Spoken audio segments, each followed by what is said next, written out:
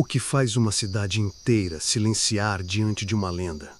Porque moradores de lugares tão distantes contam histórias parecidas, com os mesmos detalhes, os mesmos sussurros, os mesmos desaparecimentos. No interior do Brasil, entre plantações, trilhas de terra e casarões esquecidos pelo tempo, sobrevivem relatos que não podem ser explicados. Relatos que atravessam gerações, passando de avós para netos, de lavradores para viajantes, como se carregassem um aviso. Ou um segredo. Tem quem jure que tudo não passa de superstição. Mas e quando diferentes pessoas de cidades que nem se conhecem descrevem o mesmo vulto, o mesmo cheiro, a mesma sensação? E quando até os mais céticos evitam certas trilhas, certas casas, certas noites? Nesta jornada, você vai conhecer 7 relatos reais de moradores do interior do Brasil que viveram experiências que desafiam qualquer lógica. Eles não querem te convencer, só querem contar o que viram, o que ouviram, o que sentiram. E, talvez, ao final, você comece a se perguntar: e se tudo isso for verdade? Agora se ajeite, apague as luzes e escute com atenção. O que você vai ouvir a seguir pode não ter explicação, mas arrepiar, isso vai. Meu nome é José Carlos. Tenho 49 anos e nasci numa fazenda a 20 quilômetros de Nova Chavantina, no Mato Grosso. Cresci entre o gado, o cerrado e a poeira das estradas de terra, com o cheiro da chuva molhando o capim e o som dos bichos que só quem vive na roça conhece. Minha infância foi marcada por uma rotina simples, de sol a sol, e pelas histórias que meu avô contava nas noites longas, sentados na varanda da casa de madeira com o vento quente soprando e as estrelas brilhando intensas no céu escuro. Entre aquelas histórias, uma sempre me chamou a atenção: a lenda do Homem do Rio Vermelho. Diziam que ele era um guardião do rio e da mata, uma figura que aparecia para proteger o cerrado dos que queriam destruí-lo. Para mim, na época, aquilo era só mais um causos que os mais velhos usavam para manter a gente longe do mato à noite. Nunca imaginei que fosse ver essa figura de perto. Aos 17 anos, quando estava no auge da juventude inquieta, resolvi passar a tarde pescando no Rio Vermelho, um lugar conhecido pela beleza e pela tranquilidade, mas também pelo respeito que todos tinham à natureza que ali existia. Era um dia quente, o céu carregado de nuvens começava a tingir-se de tons alaranjados, e o ar tinha aquele cheiro característico da terra seca, misturada com o frescor da água. Cheguei ao rio com minha vara de pesca, uma sacola com uns pedaços de pão e a esperança de fisgar algum peixe para o jantar. Sentei nas pedras da margem, sentei a vara e fiquei observando o rio correr silencioso. O vento passava devagar, como se estivesse esperando alguma coisa. Logo percebi que algo estava errado. O silêncio era mais denso do que o normal. Parecia que até o tempo estava segurando a respiração. Nenhum sapo coachava, nenhum pássaro cantava. Só eu ali, naquele instante que parecia congelado. Foi então que vi uma sombra movendo-se lentamente na outra margem. No começo achei que fosse um homem, talvez um pescador, mas a figura não se parecia com ninguém que eu conhecesse. A sombra era alta, desengonçada, e seus movimentos tinham um ritmo estranho, como se ela estivesse fora de sincronia com o tempo. De repente, uma voz rouca e profunda cortou o silêncio. "Vai embora daqui, garoto." Meu corpo congelou. A voz vinha do mato fechado, atrás daquela sombra. Era um som entre humano e animal, uma mistura que me arrepiou até os ossos. "Quem está aí?" perguntei, tentando parecer firme, embora o coração batesse forte no peito. Não tive resposta. Só o som pesado das folhas sendo pisadas, como se algo grande caminhasse lentamente pela mata. Olhei para a sombra novamente. Agora ela estava mais perto, embora ainda do outro lado do rio. O que me chamou a atenção foram os olhos. Um brilho vermelho intenso que parecia emitir uma luz própria. Não era fogo, mas algo parecido, algo vivo.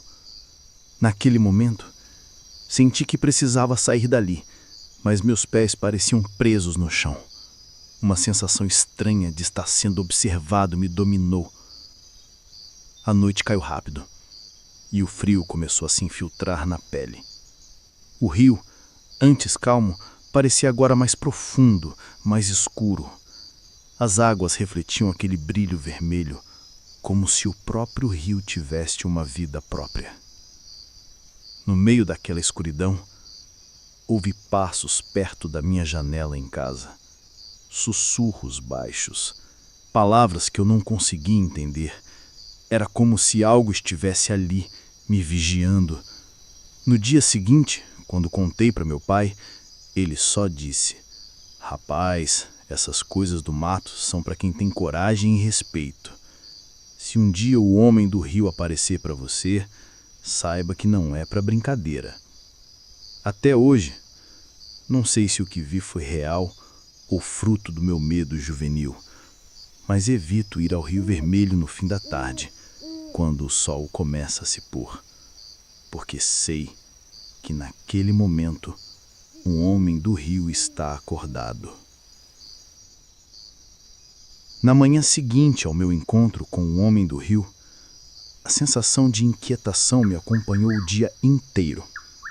O céu azul do cerrado parecia menos azul, como se um véu tivesse sido lançado sobre a paisagem.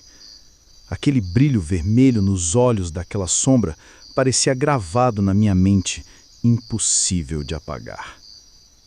Durante o café da manhã, tentei puxar conversa com meu pai sobre o que havia visto, mas ele desviou o olhar e mudou de assunto rapidamente. Eu percebi que ele sabia mais do que dizia, que aquela lenda não era apenas um conto para assustar os moleques da fazenda. Era algo real, tão real que mexia com o respeito que a gente tinha pela natureza. À tarde, decidi voltar ao rio. Apesar do medo, queria entender o que havia acontecido. Queria ver se aquela sombra estava ali de novo. O sol ainda queimava forte e o ar estava pesado. Cheguei à margem e o silêncio estava novamente presente, denso e inquietante. Joguei a linha na água, mas não peguei nada. Enquanto esperava, ouvi um barulho vindo do mato. Uma brisa forte levantou folhas secas e, de repente, uma figura emergiu entre as árvores. Era o homem do rio, tão real quanto eu, com seus olhos brilhando como brasas. Ele não falou, apenas se aproximou lentamente, seus passos pesados afundando na terra macia. Senti um cheiro forte de terra molhada e folhas podres, um cheiro que parecia vir da própria floresta. "Você não pertence a este lugar", disse a voz rouca, finalmente se revelando. "Por que insiste em voltar?" Eu não sabia o que responder. A verdade era que eu não conseguia parar de olhar para aquela figura, para o brilho que vinha dos seus olhos, para a força que emanava dele. "Eu só queria pescar", disse, a voz falhando. Ele olhou para mim, como se analisasse se eu era digno de continuar ali. "O rio é sagrado", falou. "Ele guarda a vida e a morte. Não é lugar para quem não respeita." Naquele instante, entendi que estava diante de algo que ultrapassava o medo. Era um aviso, um chamado para respeitar a natureza, para entender que o cerrado tem suas regras, suas leis invisíveis. O homem do rio virou-se lentamente e desapareceu entre as árvores, deixando para trás apenas o som do vento e o cheiro da mata. Naquela noite, sonhei com o rio, com as águas vermelhas brilhando sob a luz da lua, com o homem do rio me olhando profundamente. Acordei suando frio, mas com a certeza de que aquela experiência havia mudado minha vida para sempre. Durante os dias que se seguiram, não consegui afastar aquela sensação estranha, como se algo invisível estivesse sempre ali, vigiando meus passos. O Rio Vermelho continuava ali, sereno e silencioso, mas para mim agora ele era mais do que água e pedra. Era um lugar sagrado, um território que precisava ser respeitado. Naquela época, Nova Chavantina era uma cidade pequena, com ruas de terra e poucas luzes à noite. A comunidade era unida, mas havia um respeito silencioso por tudo que envolvia o cerrado. As histórias que meu avô contava, os avisos dos mais velhos, tudo parecia ganhar sentido. Certa tarde, decidido a entender mais sobre aquela lenda que me havia marcado, procurei seu Raimundo, um velho morador da região que conhecia todas as histórias do rio e do mato. Ele morava numa casa simples, perto da margem, cercada de plantas e objetos antigos. Sentei-me com ele na varanda e comecei a contar o que havia acontecido. "Você viu o homem do rio?" disse ele, olhando para mim com olhos profundos. "Poucos têm essa sorte, ou talvez azar." "Sorte ou azar?" perguntei, intrigado. "Sorte porque ele protege a terra e quem a respeita. Azar porque não perdoa quem quer destruí-la." Ele explicou que, há muito tempo, um homem que amava profundamente aquele lugar transformou-se numa entidade para proteger o cerrado e o rio, aparecendo para avisar e punir quem não respeitasse a natureza. As palavras dele me fizeram compreender que o homem do Rio Vermelho não era apenas uma lenda, mas a alma viva daquele território. Desde então, evito ir ao rio no fim da tarde, quando o sol começa a se pôr e o silêncio domina tudo. Sei que, naquele momento, o homem do rio está acordado e seu olhar flamejante vigia cada passo. Relato 2. A Noite da Mula Sem Cabeça. São Tomé das Letras, Minas Gerais. Meu nome é Ana Paula e cresci em São Tomé das Letras, uma pequena cidade no sul de Minas, cercada de pedras enormes e cheia de histórias que fazem a gente olhar duas vezes para as sombras da noite. Quando eu era adolescente, ouvi muitos causos sobre a mula sem cabeça. Diziam que aparecia nas noites de lua cheia, correndo pelos morros com chamas onde deveria estar a cabeça, assombrando quem ousava andar pelas estradas de terra à tarde da noite. Eu nunca acreditei muito nessas histórias, até aquela noite em que tive um encontro que mudou tudo para mim. Eu voltava da casa da minha amiga, depois de uma festa, pela estrada de terra que cortava o mato entre as casas. Era quase meia-noite e a lua brilhava alta no céu, iluminando tudo com uma luz prata. O silêncio era pesado, quebrado apenas pelo som dos meus passos e o barulho distante de algum animal. De repente, ouvi um som estranho, um relincho que parecia vir das sombras, seguido de um cheiro forte de queimado que me fez engolir seco. Olhei para trás e vi uma figura que parecia saída de um pesadelo. Um cavalo enorme, mas sem cabeça, com chamas ardendo no lugar onde deveria estar o pescoço. Meu coração disparou e um medo que eu nunca senti antes me paralisou no lugar. A figura correu em minha direção por alguns segundos.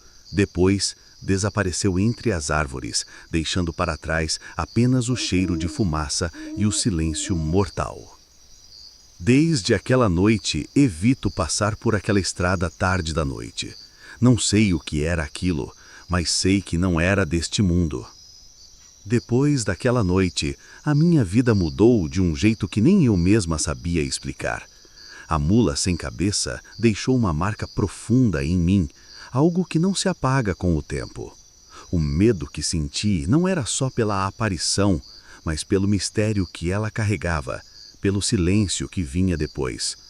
No dia seguinte, tentei contar para minha família e para os amigos, mas muitos riram ou disseram que eu tinha exagerado, que era só uma história de medo. Mas eu sabia que aquilo não era invenção minha. O cheiro de queimado ainda estava impregnado na minha roupa, e a sensação de ser observada não me largava. Naquela pequena cidade de São Tomé das Letras, as histórias sobre a mula eram passadas de geração em geração. Diziam que ela era uma mulher amaldiçoada, condenada a vagar eternamente, transformada em mula, como castigo por um pecado antigo. Mas ninguém sabia exatamente o que era verdade ou mentira, e era esse mistério que dava mais medo. Nas semanas que se seguiram, comecei a prestar mais atenção aos sinais ao meu redor. O silêncio estranho que caía à noite, o farfalhar das folhas que parecia mais do que vento, e às vezes uma sombra passando rápida, fora do meu campo de visão. Era como se algo estivesse sempre ali, observando. Uma noite, ouvi um barulho perto da minha janela, como um trotar de um cavalo.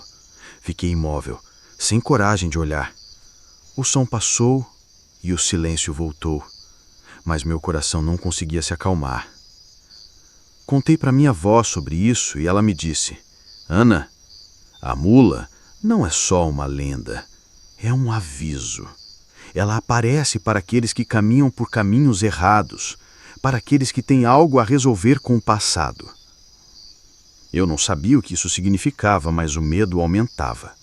Passei a evitar andar sozinha à noite e, mesmo de dia, senti um peso estranho no ar. Com o passar dos dias, a presença da mula sem cabeça parecia estar cada vez mais próxima, quase palpável. Não era só medo, era como se eu sentisse uma energia pesada, um aviso silencioso que me fazia olhar para trás a cada passo. Uma noite, quando já estava quase dormindo, ouvi um estrondo na varanda da minha casa. Levantei devagar, sem fazer barulho, e fui até a janela com o coração na boca. Lá fora, na escuridão, vi uma luz trêmula, vermelha, que se movia lentamente entre as árvores. Meu corpo congelou. Aquela luz não era de nenhuma lanterna, nem de fogo comum. Era como as chamas que eu tinha visto naquela noite fatídica. Tentei chamar minha mãe, mas a voz não saiu. Só consegui observar a luz desaparecendo entre os arbustos, deixando um cheiro forte de fumaça no ar. Na manhã seguinte, conversei com os vizinhos, mas ninguém parecia ter visto nada. Alguns diziam que eu estava ficando paranoica, outros simplesmente mudavam de assunto rapidamente. Mas eu sabia que não era paranoia.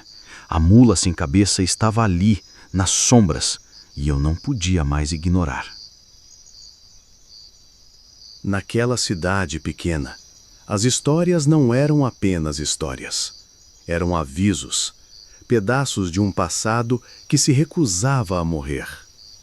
Eu não encontrei explicação para o que vivi. Só sei que, desde aquela noite, carrego um medo silencioso, um respeito profundo por aquelas lendas que se entrelaçam com o cerrado e com as vidas da gente. Os dias foram passando, e a presença daquela figura misteriosa parecia estar em toda parte. No silêncio das noites, no vento que agitava as folhas e até no brilho das estrelas que pareciam observar tudo com atenção. A mula sem cabeça era mais que uma lenda, era um presságio, uma sombra que carregava um aviso que eu ainda não conseguia entender. Certa noite, enquanto ajudava meus pais a fechar a porteira da fazenda, ouvi um barulho estranho vindo do pasto. Um relincho baixo, quase um sussurro, que arrepiou a espinha. Meus olhos vasculharam a escuridão, mas tudo que consegui ver foram as árvores balançando com o vento. Quando me virei para voltar para casa, um frio intenso percorreu meu corpo. No meio da penumbra, percebi uma figura alta, coberta por uma fumaça vermelha que parecia queimar, mas sem produzir chamas reais. O que mais me impressionou foram os olhos. 2 pontos brilhantes que fixavam em mim com uma intensidade que eu jamais vou esquecer. Sem saber o que fazer, congelei por um instante, até que a figura se moveu rapidamente e desapareceu no mato. Voltei para casa tremendo, sem conseguir dizer uma palavra. Meus pais tentaram me acalmar, mas eu sabia que algo havia mudado. A partir daquele momento, a mula sem cabeça deixou de ser apenas uma história para se tornar uma presença real, invisível e assustadora, que marcava minhas noites. As semanas seguintes foram marcadas por um sentimento crescente de apreensão.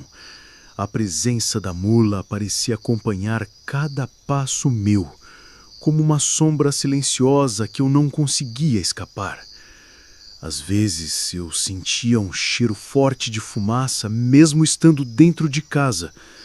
Outras vezes escutava o som de cascos trovejando ao longe, mas quando saía para olhar, não havia nada além da escuridão do cerrado. Uma noite, enquanto tentava dormir, ouvi um barulho na estrada de terra que passava perto da minha casa. Levantei-me para olhar pela janela e vi uma figura passar rapidamente, coberta por uma fumaça vermelha, deixando um rastro de cheiro queimado no ar.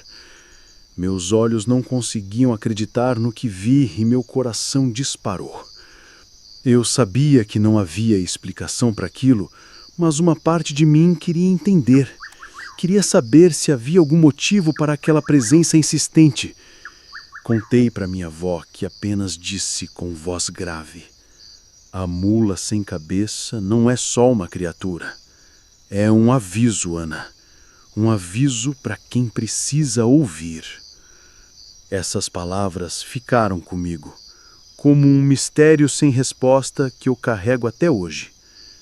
A lenda continua viva em São Tomé das Letras, e, embora eu nunca tenha conseguido explicar o que vivi, sei que aquela noite mudou para sempre minha relação com o desconhecido. Com o tempo, o medo deu lugar a uma espécie de respeito silencioso. Eu passei a entender que algumas coisas na vida não precisam de explicação, que o mistério faz parte do nosso mundo, especialmente nas cidades pequenas, onde o passado e o presente se misturam de forma invisível. Comecei a ouvir outras histórias, relatos que os mais velhos guardavam às 7 chaves. Falar da mula sem cabeça era sempre um tabu, um assunto que só se discutia em voz baixa, de preferência à noite, perto da fogueira. Uma dessas histórias falava de uma mulher que viveu ali na região há muito tempo. Conta-se que ela foi amaldiçoada por motivos que ninguém ousava dizer claramente.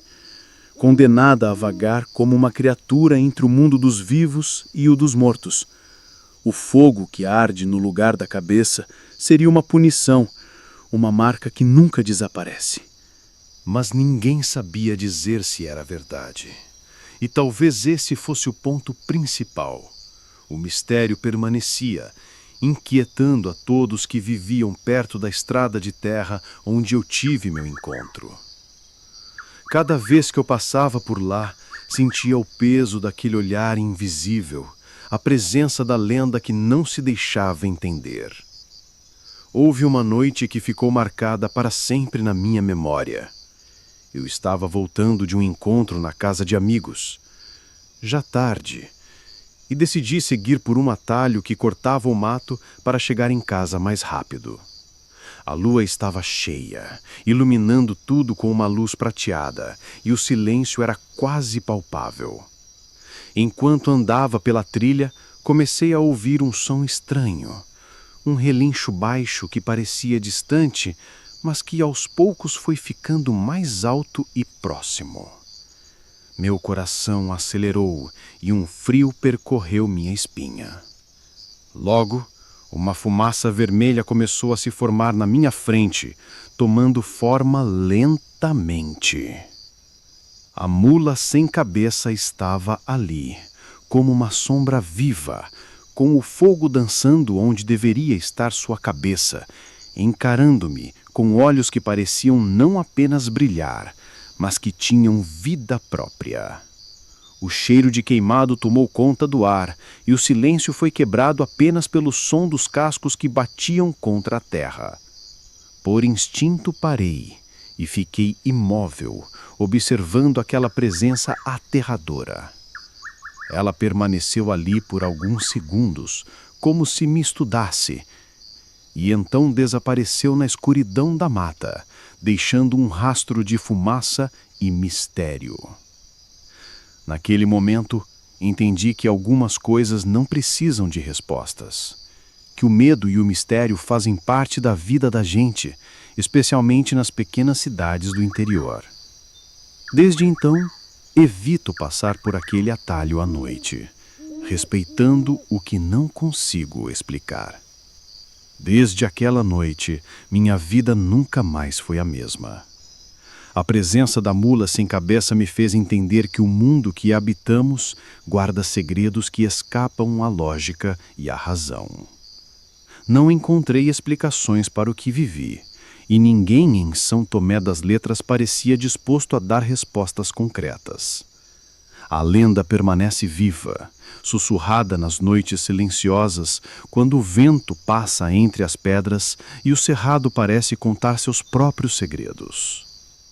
Muitas vezes fico pensando se aquela criatura é apenas um reflexo dos medos antigos, ou se é uma manifestação real de algo que ultrapassa o nosso entendimento.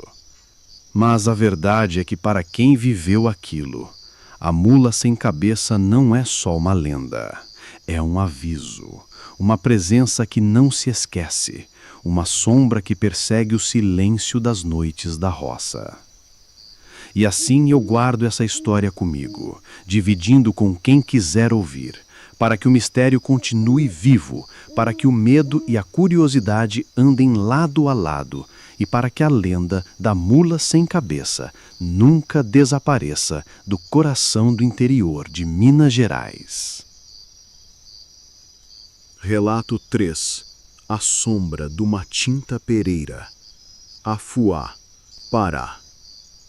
Meu nome é Nivaldo e eu nasci em Afuá, uma cidadezinha do arquipélago do Marajó, no Pará, onde as casas são construídas sobre palafitas e o vento parece carregar histórias que ninguém ousa contar em voz alta. Cresci ouvindo os mais velhos falarem do Matinta Pereira, uma figura que, segundo eles, assombrava quem não respeitava a floresta e os mistérios da noite. Muita gente achava que era apenas um bicho, uma ave noturna que gritava nos galhos das árvores, mas os antigos sabiam que era mais do que isso. Era gente virada em coisa e que voltava para cobrar o que lhe era devido. Durante muito tempo, eu achava que essas histórias eram só invenção dos velhos para manter a gente dentro de casa depois do pôr do sol. Mas tudo mudou quando eu tinha 18 anos. Naquele tempo eu trabalhava com meu pai na pesca e costumava sair de madrugada para preparar as redes. Numa dessas noites, vi algo que nunca mais saiu da minha memória. Era por volta das 4 da manhã. O céu ainda estava escuro e só se ouvia o barulho dos remos cortando a água. Atracamos nosso batelão numa curva do rio, perto de uma mata espessa. Enquanto meu pai cuidava das redes, eu fiquei observando a margem. Foi então que ouvi um assobio longo, agudo, vindo de dentro do mato. Um assobio estranho, diferente de qualquer ave que eu já tivesse escutado. Olhei em volta, mas não vi nada. Só o escuro e aquele som que parecia dançar no ar. Meu pai olhou para mim com os olhos arregalados. Não responde se assobiu, Nivaldo. Por quê? Porque é ela. Ele não precisou dizer mais nada. Eu sabia exatamente de quem ele estava falando. Naquela mesma noite, ouvimos passos pesados no barranco. Algo caminhava devagar, arrastando o pé, como se não tivesse pressa. Meu pai segurou meu braço com força. Ficamos ali, em silêncio absoluto, enquanto os sons se aproximavam. Por um momento, vi uma silhueta parada entre as árvores. Era magra, encurvada e parecia ter um pano preto sobre a cabeça. Não consegui ver rosto nem olhos, só a sombra parada, encarando nosso barco. O assobio voltou, agora mais baixo e próximo. Meu pai fechou os olhos e começou a rezar baixinho. Quando o dia começou a clarear, a figura desapareceu na mata e o assobio cessou. Voltamos para casa em silêncio.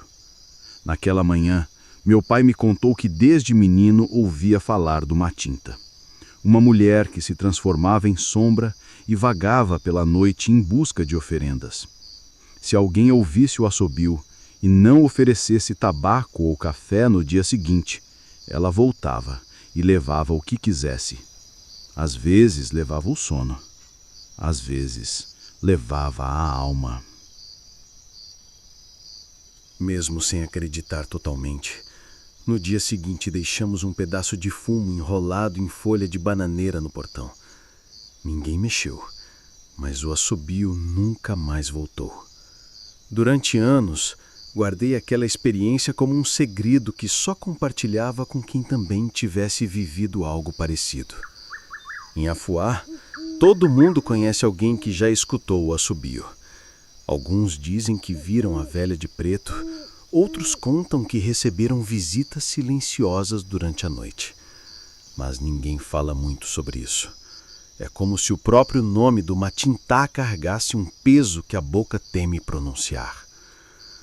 Um tempo depois, conheci um senhor chamado Gentil, que morava isolado numa casa velha perto do igarapé do inferno. Ele vivia sozinho e falava pouco, mas tinha um olhar que parecia saber das coisas que moram entre o visível e o invisível. A Matintá não aparece para qualquer um, ele me disse um dia. Ela escolhe, vai atrás de quem mexe com o que não deve, ou de quem tem o coração fraco de fé. Perguntei o que queria dizer com isso e ele apenas balançou a cabeça. Às vezes, ela só quer que alguém reconheça que ela ainda está aqui, que esse povo moderno não esqueceu tudo. Naquele mesmo dia, ouvi pela segunda vez o assobio, mas dessa vez foi diferente. Estava sozinho, perto da beira do rio, recolhendo as redes. O som veio do alto, como se estivesse acima das árvores. Era o mesmo assobio agudo, porém mais firme, como se chamasse meu nome, sem dizer palavra alguma. Não corri, não rezei. Apenas fiquei parado, esperando. A sombra apareceu de novo. Aquela silhueta encurvada, envolta num pano preto, parada na beira da água. Ela me olhou, mesmo sem ter olhos visíveis, e eu senti. Foi como se algo me atravessasse por dentro, como se ela soubesse tudo o que havia em mim. Depois, ela virou-se e desapareceu. Na manhã seguinte, deixei um punhado de café no portão. Não sei se era o certo, mas senti que era o que devia fazer. Desde então, nunca mais vi a figura. Mas em noites muito silenciosas, quando o vento sopra entre os açaizeiros e os bichos se calam, ainda escuto, muito ao longe, aquele assobio. Ele vem como um sussurro que a floresta guarda só para quem já conheceu seus segredos. Hoje, aos 42 anos, entendo o que os velhos queriam dizer quando diziam que o Matinta não é uma pessoa nem um bicho. É o mistério, é o espírito da mata cobrando respeito. É a lembrança viva de que nem tudo que anda por aí pode ser explicado. E cada vez que alguém ri das histórias do Matinta, eu apenas observo em silêncio, lembrando do olhar daquela sombra na margem do rio. Porque quem já viu não precisa convencer ninguém, só respeita. Relato 4. A Mulher da Capa Preta, Oeiras, Piauí. Meu nome é Edinaldo e eu nasci em Oeiras, primeira capital do Piauí. Uma cidade antiga, cheia de ladeiras, casarões coloniais e histórias que o tempo nunca apagou. É um lugar onde o silêncio da noite pesa mais do que deveria e onde as sombras parecem guardar segredos que ninguém ousa contar em voz alta. Eu cresci ouvindo causas contados por minha avó à luz do candeeiro, muitos deles sobre uma figura que me assombraria mais tarde. A mulher da capa preta. Diziam que ela era vista caminhando sozinha pelas ruas antigas da cidade, sempre à noite, envolta num manto escuro que cobria o rosto. Ninguém sabia dizer de onde vinha nem para onde ia. Alguns diziam que era uma alma penada, outros juravam que era uma mulher que havia feito pacto com o tinhoso. O certo é que todo mundo evitava cruzar com ela depois do pôr do sol. Eu nunca tinha visto nada de estranho até que completei 20 anos e fui trabalhar como vigia noturno num casarão antigo que tinha sido reformado para virar um centro cultural. O lugar ficava no alto de uma ladeira, cercado de árvores velhas, e tinha a fama de mal-assombrado desde os tempos do Império. No primeiro dia, o administrador só me disse: "Não entre no porão depois das 10, e se ouvir batidas ou vozes, não responda, deixa passar." Achei que fosse brincadeira, mas não disse nada. À meia-noite, enquanto fazia a ronda, senti um cheiro forte de flores murchas, como se alguém tivesse deixado um buquê velho no corredor. O vento parou de repente e as janelas começaram a bater sozinhas. Foi aí que ouvi os passos. Leves, mas constantes, descendo a escada. Me aproximei com a lanterna tremendo na mão. Quando cheguei na base da escada, vi uma mulher parada de costas. Ela vestia uma capa preta longa que arrastava no chão e o cabelo escuro caía sobre os ombros. Falei com ela, mas ela não respondeu, apenas virou lentamente o rosto em minha direção. Não havia nada ali. Onde deveria haver olhos, havia sombra. Onde deveria haver boca, havia escuridão. Corri, atravessei o casarão e fiquei do lado de fora até amanhecer. Quando contei para o administrador, ele apenas assentiu. "Ela aparece de vez em quando, já acostumamos." A partir daquele dia, minha vida mudou. Toda noite, no mesmo horário, o cheiro de flores mortas tomava o ar. A presença dela era sentida antes mesmo de ser vista. Às vezes, ela caminhava pelo corredor. Outras vezes, apenas observava da janela do segundo andar. Fiquei mais um mês no trabalho. Nesse tempo, conversei com moradores antigos, tentando entender o que era aquilo. Um deles, seu Afonso, me contou uma história que me arrepiou até a alma. Dizem que ela era uma mulher da elite, lá dos tempos do Império. Se apaixonou por um padre, os dois fugiram juntos e, quando foram pegos, ela foi trancada viva no porão de um convento. Morria de noite, aos poucos, rezando, esperando um perdão que nunca veio. Segundo ele, o casarão onde eu trabalhava havia sido justamente o tal convento.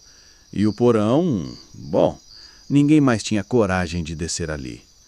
Certa noite, por curiosidade ou talvez loucura, desci até o porão. O ar lá embaixo era pesado, denso, com umidade escorrendo pelas paredes de pedra. De repente, as luzes piscaram e tudo ficou escuro. Ouvi o som de uma saia sendo arrastada pelo chão e depois um sussurro que parecia sair de dentro da minha cabeça.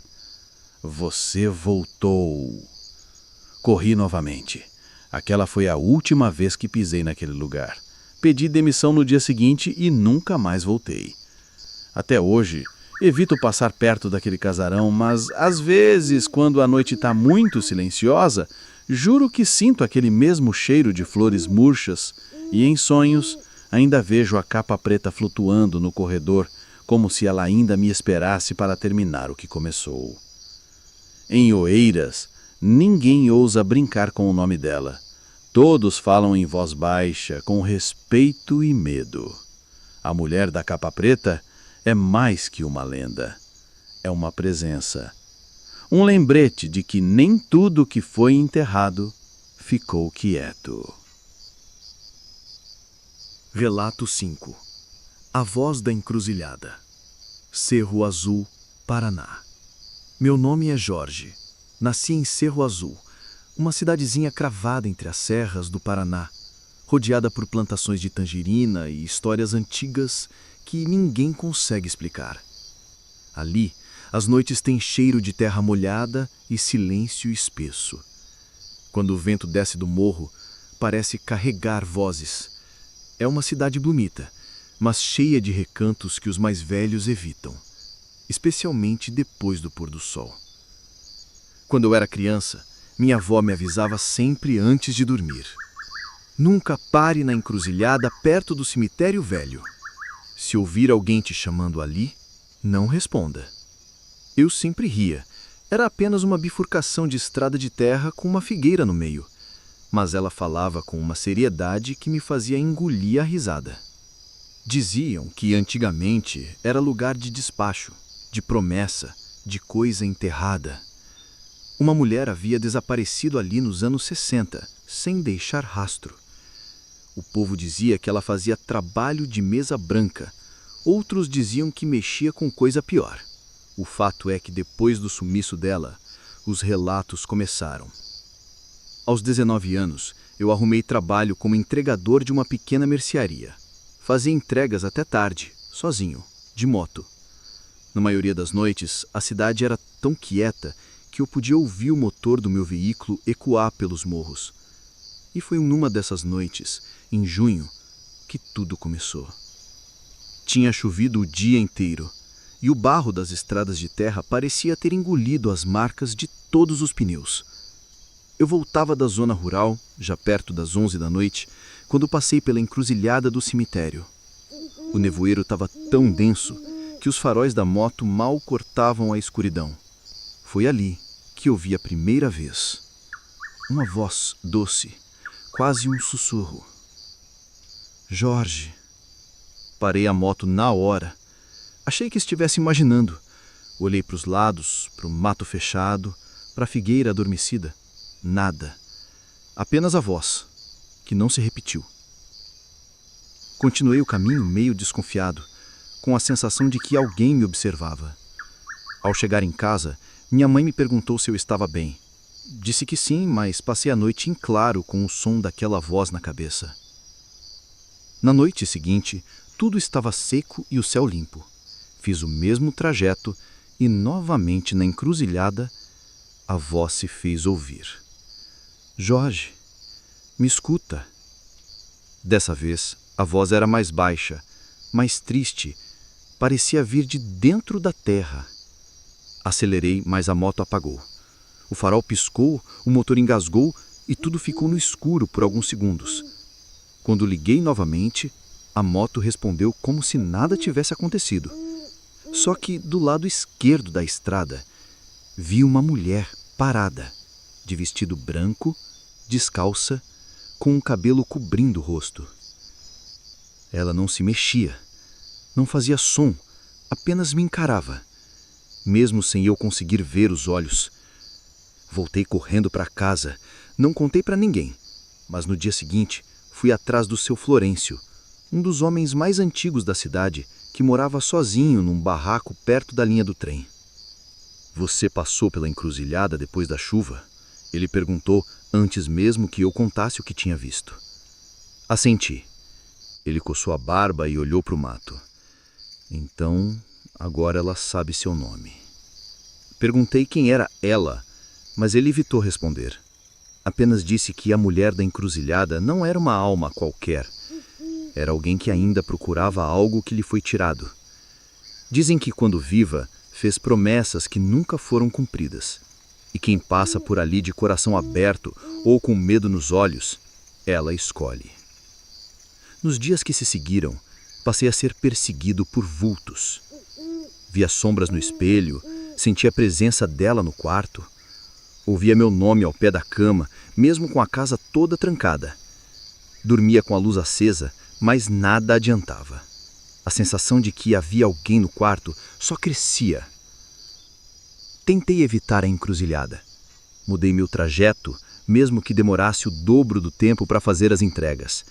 Mas não adiantou. Comecei a ouvir a voz em outras partes da cidade. No banheiro da mercearia, na janela do meu quarto, no meio da missa de domingo. A presença dela não estava mais presa à encruzilhada. estava comigo. Fui até uma benzedeira, Dona Celina, que morava na parte alta do bairro Santa Rita. Me atendeu com os olhos já marejados, como se sentisse o que eu carregava. Fez rezas, queimou a ruda, passou fumaça de ervas no meu corpo e disse: "Ela não quer te machucar, só quer ser lembrada." Mas por que eu? Porque você escutou. Aquelas palavras não saíram mais da minha cabeça. Comecei a pesquisar mais sobre a mulher que havia desaparecido. No arquivo morto da biblioteca da cidade, encontrei uma única matéria de 1963, falando do sumiço de uma jovem chamada Elsa. Tinha 27 anos. Trabalhava como costureira. Morava com uma tia que morreu pouco depois do desaparecimento. A polícia da época arquivou o caso por falta de pistas. Ninguém da cidade queria falar da Elsa. Era como se o nome dela fosse uma ferida mal curada.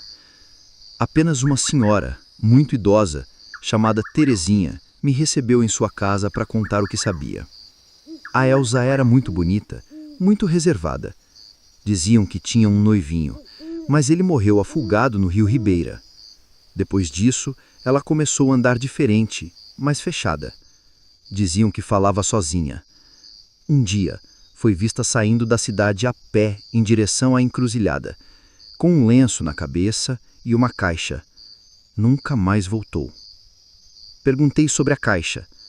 Dona Terezinha deu os ombros. Ninguém sabe. Mas foi no mês de junho, igual agora. Voltei para casa com a cabeça cheia. E naquela noite, pela primeira vez, eu não corri. Esperei a hora certa, subi na moto e fui até a encruzilhada. Levei comigo uma vela, uma flor branca e um lenço antigo da minha avó. Cheguei perto da figueira e deixei tudo ali. Fiquei parado, ouvindo apenas o vento. Então ela apareceu. De novo, o vestido branco, os pés descalços e o cabelo cobrindo o rosto. "Você me escutou?" disse. Dessa vez, a voz foi audível, clara, como se estivesse ao meu lado. "O que você quer?" "Que alguém lembre que eu existi." Ela não me ameaçou, não se aproximou, apenas sumiu, como fumaça na noite. Desde aquele dia, nunca mais ouvi a voz dela. Nenhuma sombra, nenhum sussurro, nenhum vulto. Mas toda vez que passo pela encruzilhada, deixo uma flor branca sob a figueira. E sempre que alguém novo na cidade ri dos avisos dos antigos, apenas digo: cuidado ao escutar o que não te chama. Nem todo sussurro é só o vento. Em Cerro Azul, ninguém fala da encruzilhada com desprezo, porque quem ouve a voz e responde nunca mais é o mesmo. Relato 6. O Homem do Alguidar, Rio de Contas, Bahia. Meu nome é Antenor. Nasci e fui criado em Rio de Contas, cidadezinha encravada na Chapada Diamantina. Aqui tudo é antigo. As ruas de pedra, os casarões do século XVIII, o sino da igreja que toca sozinho nas madrugadas de junho. Cresci ouvindo histórias que misturavam fé, medo e coisas que moram no mato, mas nenhuma delas mexeu tanto comigo quanto a do Homem do Alguidar. Diziam que ele aparecia nas estradas de terra, sempre depois das chuvas, um homem alto, de roupa branca, segurando um alguidar nas mãos. Quem cruzasse com ele à noite e ousasse olhar dentro do recipiente era tomado por uma tristeza tão profunda que adoecia do espírito. Dizem que ele não falava, apenas olhava, e bastava 1 segundo de contato para a pessoa nunca mais ser a mesma. A primeira vez que ouvi essa história eu tinha 12 anos. Meu avô contou enquanto costurava a rede, com aquele jeito de quem fala a verdade, mesmo parecendo lenda. Ele aparece só para quem carrega a culpa no peito. Na época achei exagero, mas o tempo passa E a vida mostra que tem coisa que a gente só entende quando vê com os próprios olhos. Eu tinha 34 anos quando tudo aconteceu. Trabalhava na roça de mandioca do seu Ambrósio, a umas 3 léguas do centro. Era época de colheita e, como as chuvas tinham atrasado, a gente estava indo trabalhar até tarde. Num desses dias, escureceu antes de eu terminar meu serviço e precisei voltar a pé pela estrada do Corta-Vento, um trecho que corta o mato entre 2 ladeiras e que já foi cenário de muito caos assombrado. Chovia fininho. A neblina vinha rasteira e densa. O barulho dos meus passos na lama era o único som. Até que ouvi algo diferente.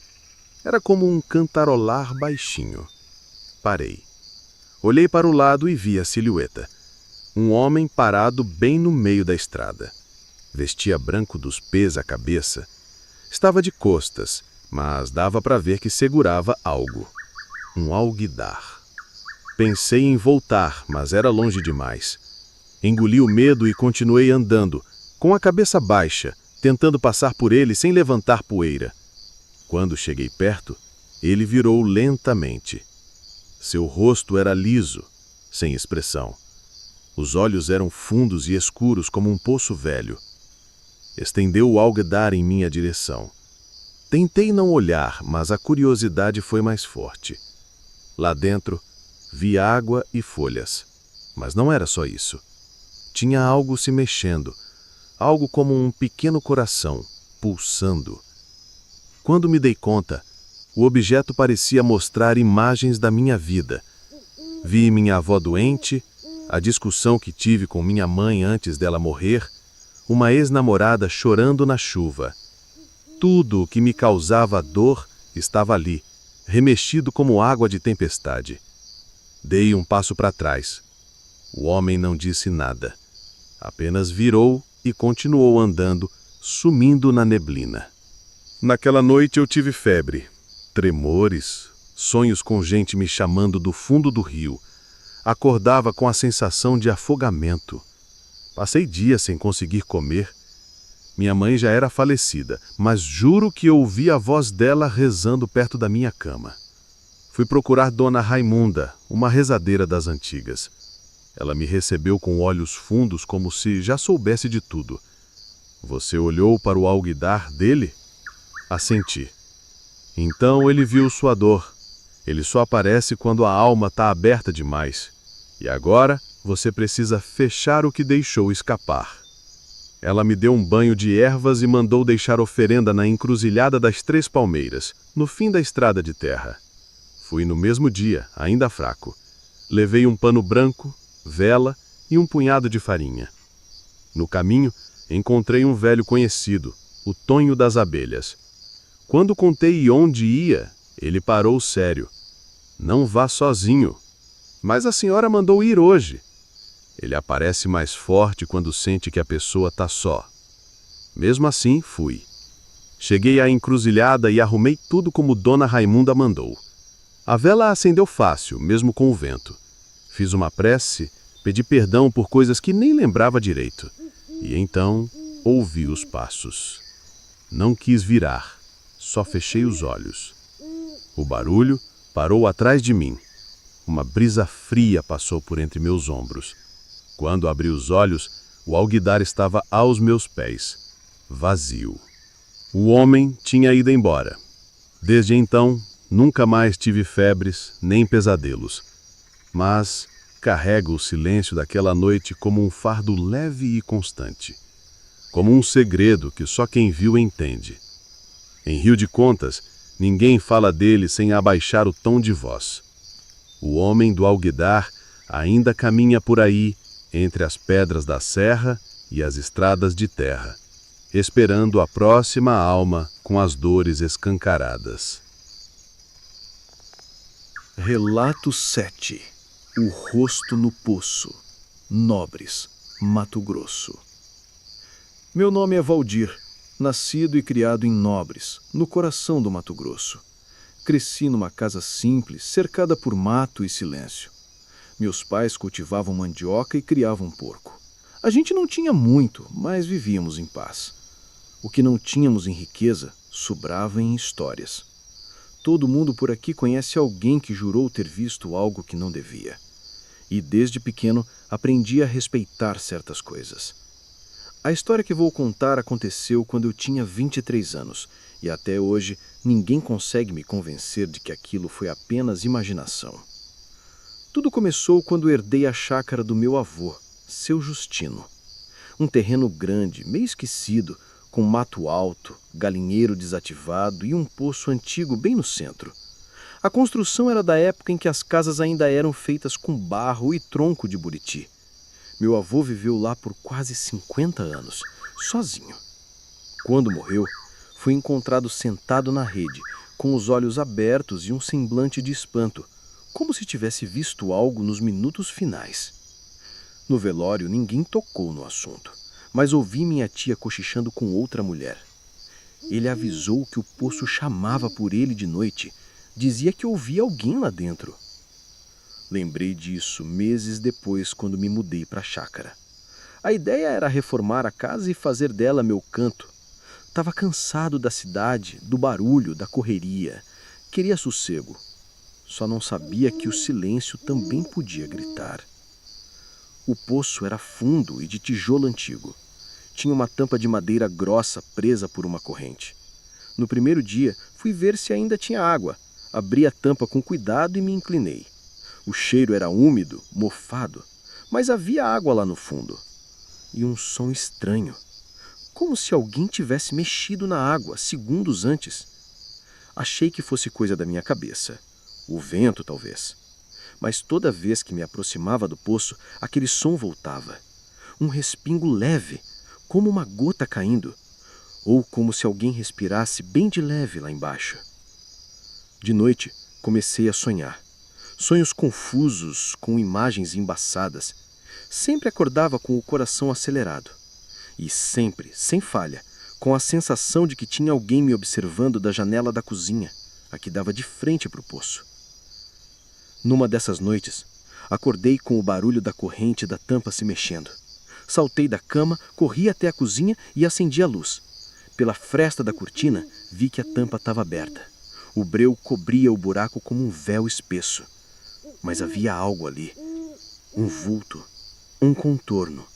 Parecia um rosto, espiando de dentro para fora. Tranquei tudo e me enfiei debaixo da coberta. Não dormi mais naquela noite. No outro dia, chamei o Tonho, meu compadre, para me ajudar a verificar o poço. Ele achou graça. Deve ser bicho, Valdir, sapo, morcego, essas coisas.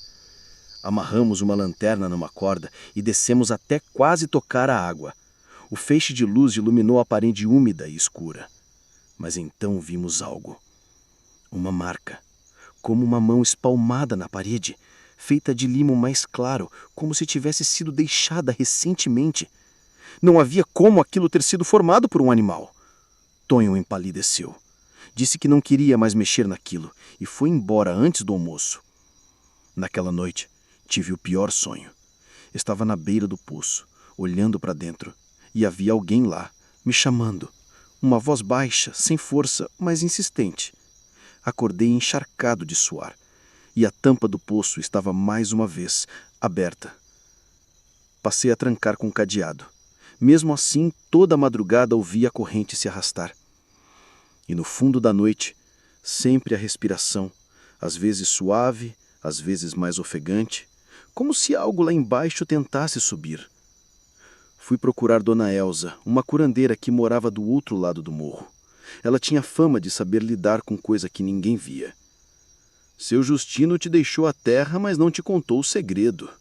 Esse poço está aberto demais, ela disse depois de ouvir meu relato. O que quer dizer com aberto demais? Tem lugar que a terra cede por baixo, e não é só o solo, é a alma. O poço pode ter puxado algo que não devia, e agora está querendo companhia. Voltei assustado, mas em vez de fugir, decidi enfrentar. Passei a noite na cozinha, de luz apagada, olhando pela janela. Por volta das 3, a corrente rangiu, a tampa se moveu, e o que vi, não tenho palavras. Era um rosto, mas não um rosto humano. Os traços eram como de barro desfeito, olhos fundos, boca imóvel, um rosto feito de sombra e lama olhando fixamente na minha direção. Travei. Não conseguia mover um músculo. Até que o rosto afundou lentamente, sumindo no breu do poço. Ao amanhecer, fechei a tampa com pregos e cimento e nunca mais voltei a abrir, nem mesmo por curiosidade. Hoje moro em outra casa, longe dali, mas a chácara continua comigo. Vez ou outra alguém pergunta por que nunca mais volto lá. Eu apenas digo que a terra precisa de silêncio e que há coisas que é melhor deixar onde estão. Em Nobres, ninguém mais fala do poço. Mas toda vez que alguém novo se muda para a região e começa a reformar alguma casa antiga, eu aviso. Se encontrar um poço no quintal, não olhe por muito tempo. Às vezes, o que está lá dentro também está olhando para você. Se você ouviu essa história, comente de que cidade você está falando. Se inscreve no canal e curta o vídeo. Se quiser, pode contar alguma história que aconteceu com você no interior. Nós vamos adorar saber. Até a próxima história.